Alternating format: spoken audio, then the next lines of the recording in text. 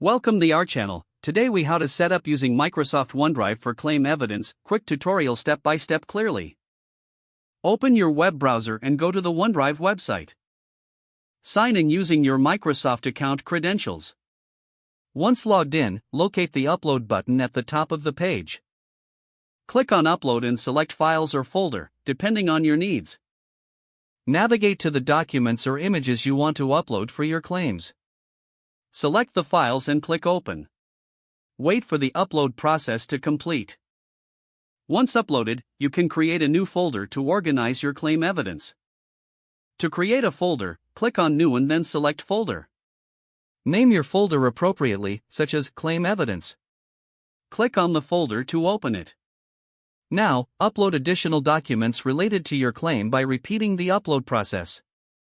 After all files are uploaded, you can rearrange them as needed. To share these documents, right-click on the folder or file you want to share. Select Share from the context menu.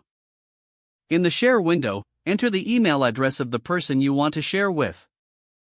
You can adjust sharing permissions by clicking on anyone with the link for more options. Once you've configured the settings, click on Send. To access your shared documents later, go to the Shared section in OneDrive. This allows you to track who has access to your evidence. To keep your files organized, consider adding tags or notes directly in OneDrive. Stay consistent in naming conventions to make retrieval easier in the future. Now that your OneDrive is set up, you can seamlessly store and share claim evidence.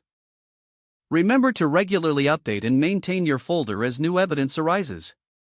You are now ready to manage your claim documents efficiently using Microsoft OneDrive. If the page does not load, refresh the browser or try again in a private or incognito window.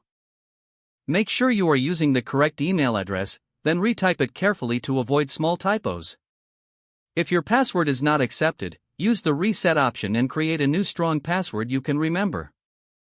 Check your spam folder for verification or security emails, then complete any requested confirmation steps. Enable two-factor authentication if available to improve account security and reduce unauthorized access risk.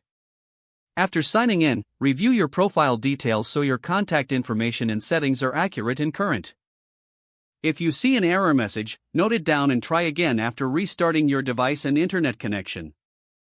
Don't forget to like this video and subscribe to our channel for more step-by-step tech guides.